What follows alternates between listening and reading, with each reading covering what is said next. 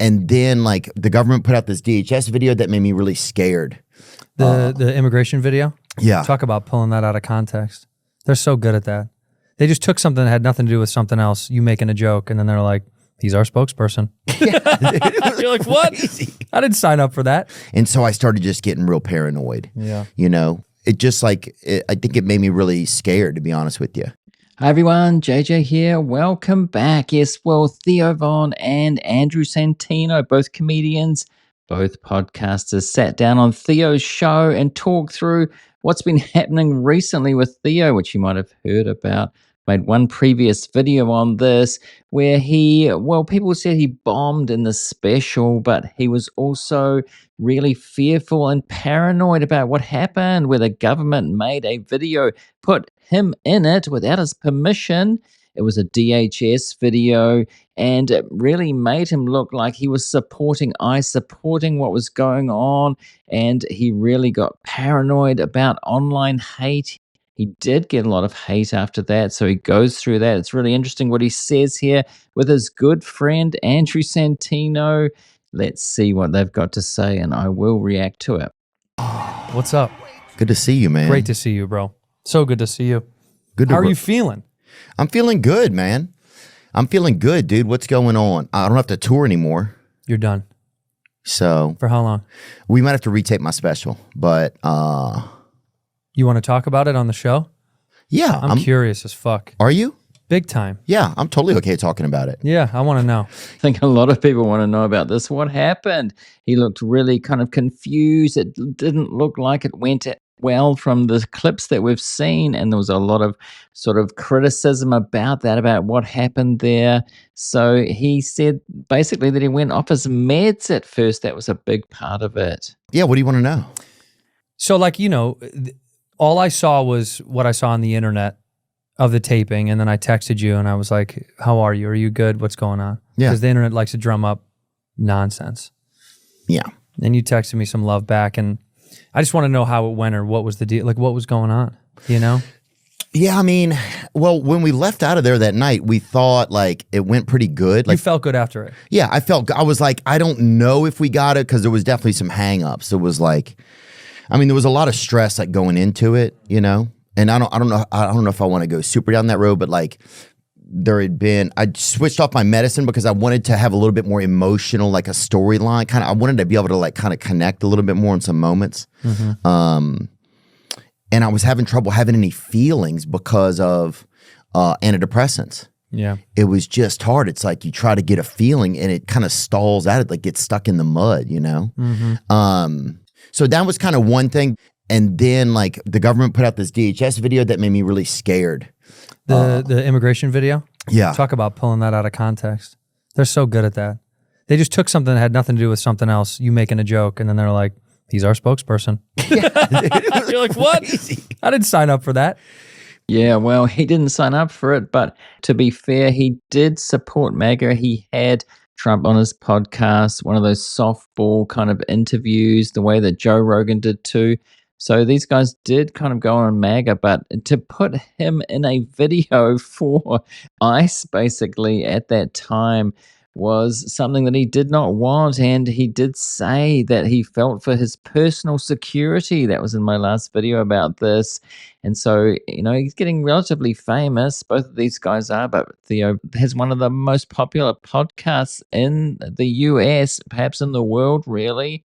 So he is getting to that point, and I don't think he quite realized that, and how much kind of pushback and hate he got from online after that, which he does talk about. And so I just got so much like hate stuff. I mean, a lot of it I didn't see, but I would just see enough where it was like, fuck, this is scary. And that Charlie Kirk thing had happened I think a couple weeks before. And so I started just getting real paranoid. Yeah. You know, Yeah. I started getting real paranoid at home. I was paranoid about the show. Like if there could be somebody in the audience, you know, like, Oh, yeah. it just like, I think it made me really scared, to be honest with you. Yeah. And, yeah, so that was happening. And then, there was just kind of too many cooks in the kitchen on this set. And then during it, yeah, I was just like, I think my, like I just had too much. It was just, it was all kind of too much to, I think, get the show off as best as I could. And so that's all I left there thinking. Like I couldn't remember where the next joke kind of went. Yeah, sure, because it's overwhelming. Yeah. I think people don't know that. I think I've said that 100 times is like, I always quote Dan Soder. Soder always goes like when someone says, oh, I like Theo more this way than the special or whatever, or that, but it's because like with this, you're getting it straight from the tap. He's like, you're getting it right. You're drinking out of the hose like you're a kid. Like this is drinking out of the hose in podcast world and internet world. And live stand-up. Yeah. When you do a taped special, there's so many more elements that go into it that people have no idea. And obviously pressure because of the money. And this is Netflix, so they would have paid for it. I don't know how it works out with, the payment and the deals, but they've got to get it right because it's going on TV. As he said, if you're going to do stand-up or you're doing a tour, you're kind of working through material. So as Santino says here, that when they do a special, it's kind of the end of the tour, at the end of the road. They've refined it. But he seemed to be really off that night by all accounts. When I taped this last one I did for Hulu, White Noise, yeah? White Noise, I changed 10 different things from on the second to last show because I was tripping. I was freaking out. The criticism is higher than it's ever been for specials and for live tapings. I mean, this is it's just a difficult task to film something. You're trying to capture lightning in a bottle. And the greats do it often. It's really hard. I'm out there with the kite and the key, but it's tough to get it, dude. It's really hard. Yeah. And we do the best that we can delivering after we've already toured this thing a ton, and sometimes you over-perfect it. But I was concerned in the fact that you're one of my oldest friends in comedy, and I wanted you to feel good because I know how it feels sometimes. People were just yelling shit out, like, tell the story, it was just, and so that was a fucking hectic. And I remember getting through that and being like, God, that was hell. It's got to be something to do with going off his meds, right? And all that online pressure.